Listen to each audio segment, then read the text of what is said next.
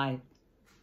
Yesterday I mentioned an organisation called Ginger that did a study in the US, and they've now found that the #1 priority for job seekers when they're looking for a new role is that the organisation looks after the behavioural health of their employees.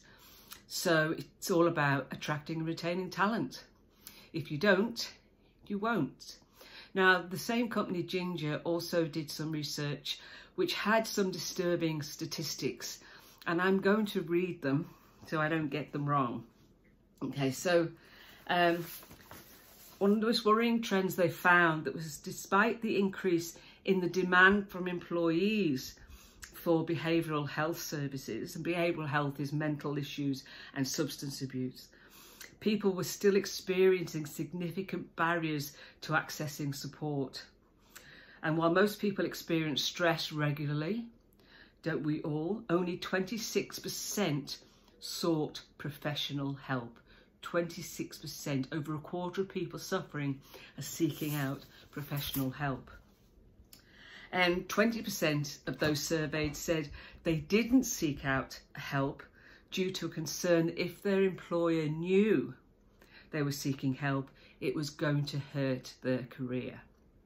And you will have heard, if you follow me, you've heard me talk about the stigma of mental health in the workplace. And this is the biggest issue, that until we talk about it openly and honestly and transparently, all the initiatives you put in place are not going to give you that return on investment, because people are scared to use them. They're scared to talk to the mental health first aid officer. They're scared to reach out for counselling. They're scared to use the EAP scheme. So we have to remove the stigma.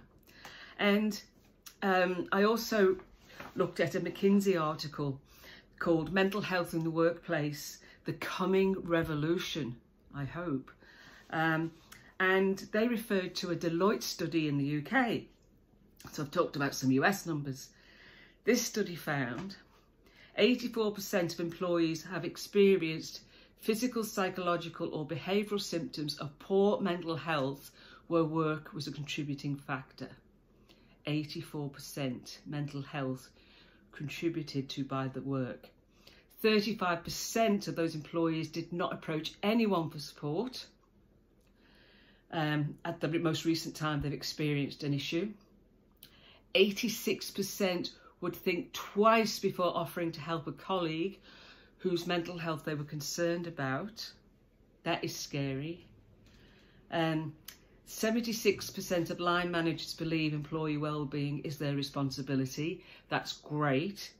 49% would find even basic training in common mental health conditions useful, but only 22% have received some form of training on mental health in the workplace.